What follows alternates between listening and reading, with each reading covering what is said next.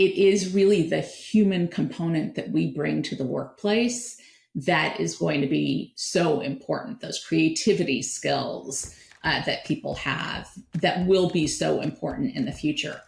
Hard skills get you in the door. It's your soft skills that make you shine.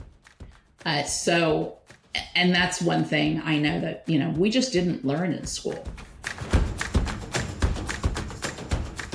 Hey everyone, thanks for tuning in to Career Hack, a podcast dedicated to assisting college students and early career professionals with entering the workforce and ascending the corporate ladder. I'm Brandon Amoroso, co-founder of Apex, a scaleless company that sends 30 plus internships a day to college students searching for internship opportunities. Today I'm talking with Edie Goldberg, who's the president and founder of Goldberg and Associates, as well as the chair of the board of the SHRM Foundation. Thanks for coming on the show today. Thank you. So before we dive into things here, can you give everybody just a quick background on yourself?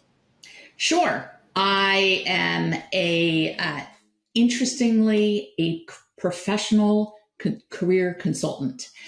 So I went to school for a very long time. I got a bachelor's, a master's, and a PhD. And then I went to go work for a boutique management consulting firm. I'm an industrial organizational psychologist by training. So psychology, my whole career, but it's kind of the marriage of psychology and work. And it's all about work behavior.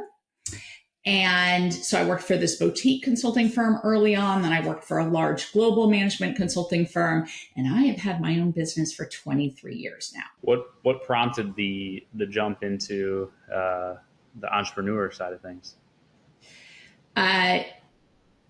So I'd always thought about starting my own business, but I think I was hesitant. I didn't necessarily, I was worried about it. It's hard, you have to you eat what you kill, right? I mean, you have to bring in that business, and that business development piece scared me because if I'm being true to my authentic self, I'm not a salesperson at all. My company went through a huge reorganization. I was the global thought leader of everything they were getting rid of. So they said that, somewhat legally, they had to eliminate my position. And this kind of led to other things in my career, but they didn't really look at me as a whole person and understand that I had skills that would work in another part of the business, which somewhat motivated future work around. I wrote a book called The Inside Gig, which is really about valuing and understanding all the skills and experiences that you have. So that experience led to that. But to answer your question, I left because my company reorganized and eliminated my position. So it gave me that swift kick, if you will, to start my own business. And I have never looked back. Well, that's awesome that you're able to pick it up and run with it. And I know you're pretty focused on like the talent management side of things. Can you explain or sort of elaborate on what talent management is? Because a lot of times we talk about talent acquisition. So what is that sort of component? So talent management somewhat starts where talent acquisition ends. So it can be part of onboarding, I think of it as the types of activities that we engage in through the employee life cycle. So talent management might be onboarding. Employee selection is a part of talent management. Is that part of talent acquisition? Is it part of talent management? I think there's a big pull there. But the deep expertise that I have in assessment, really puts that as part of employee selection being a core part of that. Then once you're in your job, it's around career management, career development. How do our careers evolve within our company? How do we help people see opportunities within the organization? Performance management. I do a lot of writing and speaking on the topic of performance management. How do we help people achieve the objectives that the organization needs to achieve, and how do we help them learn and grow as a consequence of that? And then succession planning would be at the senior most portion of the organization. And then I do think of exit interviews as an important part of that whole life cycle, kind of understanding what that employee experience is like. But that's kind of the breadth of what talent management entails. So pretty much from the moment somebody, begins that onboarding process with the company all the way through the moment that they leave encompasses that talent management. Yeah, simply I think of it as everything that has to do with assessment and development of the people.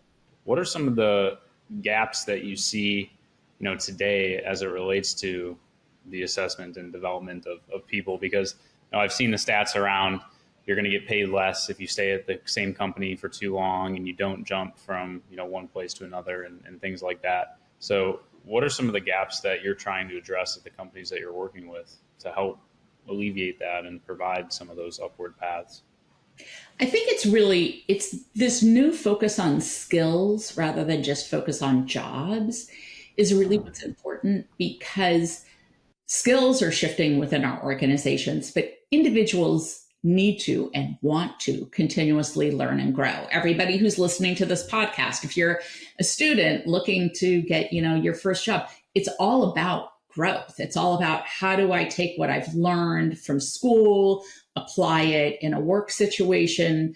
How do I take those initial work experiences, apply them in other new novel situations? So I think it's the how do we grow our skills in the workplace? And I think that kind of the gap today is we're not necessarily keeping up with the most modern skills that are needed within the organization. So some people are graduating from college and really having a hard time finding a new job because they don't have the specific skills that a company is looking for. So I think really understanding what you're passionate about, what you're interested in, and making sure that you are really developing the important skills and attributes that are critical for that field is important. For, kids that are still in college and they might still even be in the internship phase, how important is the hard skills component versus the interpersonal skills? Well, the interpersonal skills is what's going to get you ahead. And it's really, really important for us to learn and grow professionally in that way. In fact, earlier today, I was on a call about artificial intelligence and how it's really, changing the work. It is really the human component that we bring to the workplace that is going to be so important. Those creativity skills that people have that will be so important in the future.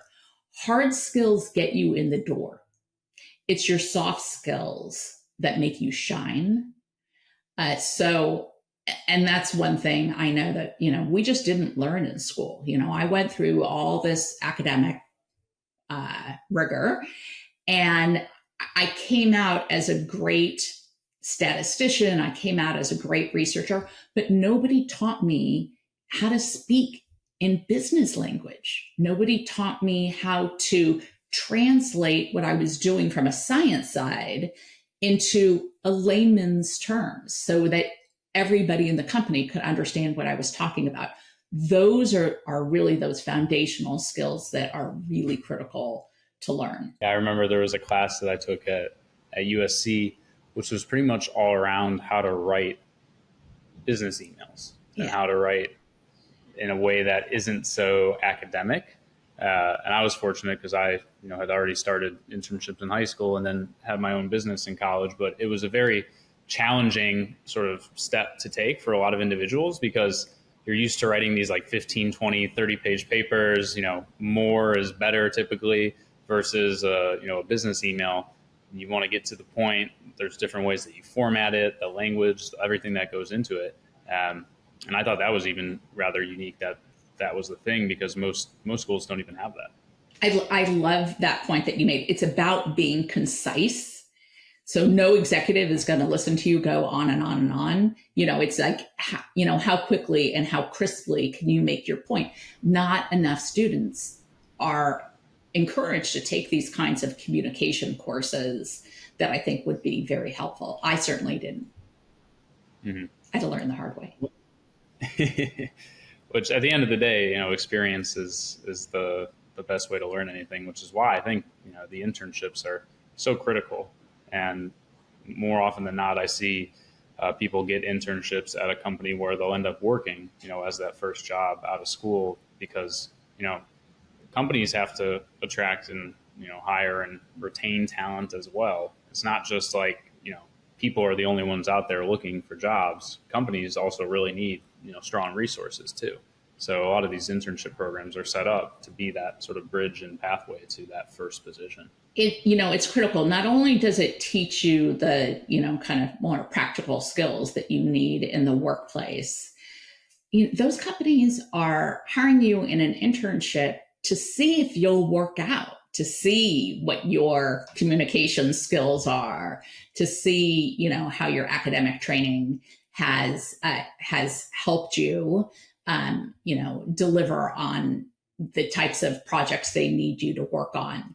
So when you're taking those internships, you certainly want to look for a company that you think you might want to work for, but also that you give it your best and you put your best foot forward, because that's how you're getting your foot in the door. And, a lot of people, if they don't have access to that internship, they'll never, it's really hard to be seen when there are thousands of applicants. If a manager doesn't know who you are and interested in hiring you, it's a lot more challenging to, get that first opportunity. Yeah, so much comes down to network and all of the sort of intangibles outside of sitting there and applying to hundreds of jobs online. I mean, some of the companies we work with, they'll post a role and they get 5,000 applicants for it.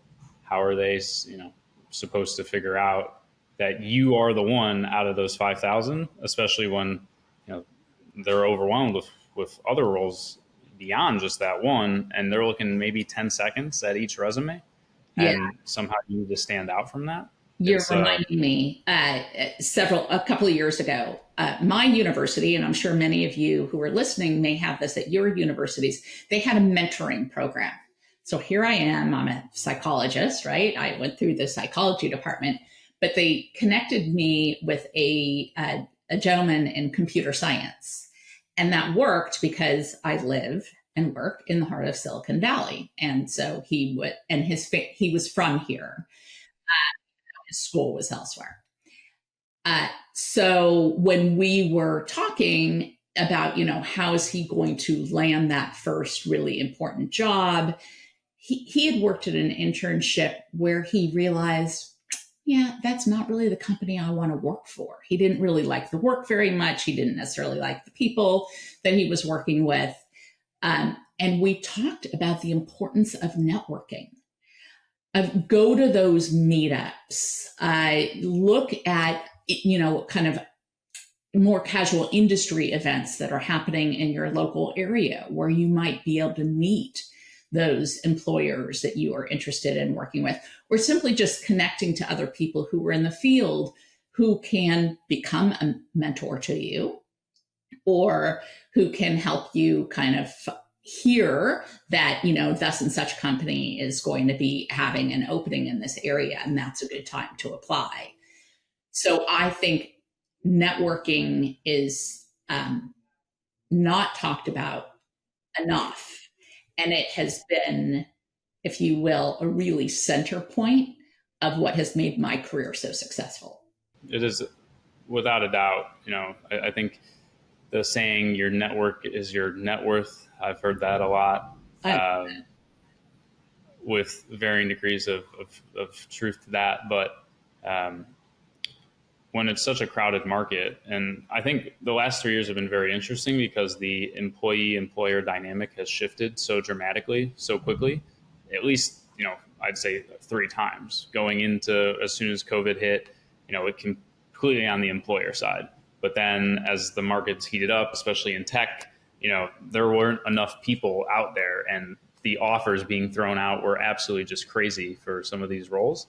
And now it's another retraction where I think the power is a little bit more on the employer side, but there's like a lot that has to be navigated through when you're a professional, or especially entering the workforce. And to be immune to that, a lot of it I think comes down to the network and being able to have those relationships that help you stand out versus others. Yeah, I just want to hit on that for a second. There has been a little bit of a kind of more balancing the table stakes, if you will. With everybody's heard about all these layoffs at all these technology companies. And that's really been, in certain sectors where there was massive hiring that happened during the pandemic. And so was a little bit of a right sizing of companies that happened, as well as, some interest and concerns around artificial intelligence and how that's going to be changing companies. But there are still 8 million open jobs out there. And, there's some wiggle room in that, because some jobs are posted multiple times, or maybe somebody has kind of, if we call it a ghost posting, they actually have a candidate, maybe even an internal candidate that they know that they want to hire, but they have to post. So it's not a real posting. But still, there's a lot of opportunity out there for people with the right skills. And the problem is we don't have enough of the people with the right skills. So I encourage everyone who's kind of at that stage where they're getting ready, think about what's really important to you, what you're really interested and passionate about. Look and see what kind of job openings are out there. And then, do you need to take an internship to help you develop skills in a particular area that will make you more employable? Maybe taking a boot camp, getting a certification in data analytics or artificial intelligence, or you name the hot trend of the day. But there are a lot of other broad areas, of course, that are really important. We can't find enough customer service people, for example, and we certainly have a huge shortage of nurses. So really understanding what kind of jobs are available in the field that interests you, and then making sure that you have kind of the playing field for that. And how are you going to network your way into that? It's either through an internship or these, meetups and networking groups. What are some of the broader skill gaps that you're seeing in the market? That if you were just entering the workforce, you'd be like, yeah, I'm going to go do that, because there's hundreds of open roles for that type of position. Yeah. I often say I was born, kind of 30 years too early, because if I were starting my career today, I would go into data analytics. It's a really hot field, and it was actually my interest and my passion. However, we didn't have the tools and the capabilities when I came out of graduate school. And it's kind of true. If you don't use it, you lose it. So my expertise in that area has waned, and all other things have come out that would have ultimately helped me. But so obviously there are a lot of hot IT skills, but we're finding that it is the creativity, the problem solving, the critical thinking skills that are so important. And I know there's a lot of talk that, is a 4-year college degree really worth it anymore? Because, people get into so much debt going to college. And then, how can they find a job? The good news is there are a lot of jobs to be had. But I think that what college really does is teach you critical thinking skills. And that is really, really important, particularly as we start to be able to leverage artificial intelligence more. Obviously, hot skill area, machine learning, all that stuff.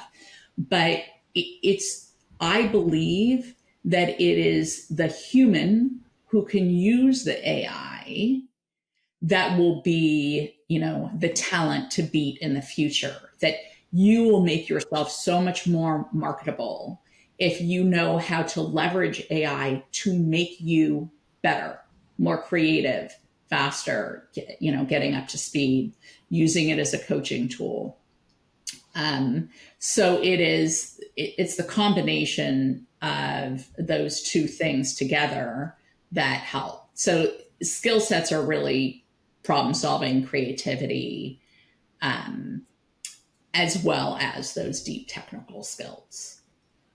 Yeah, and I think it's just another tool at our disposal as workers to be able to be more effective and more productive.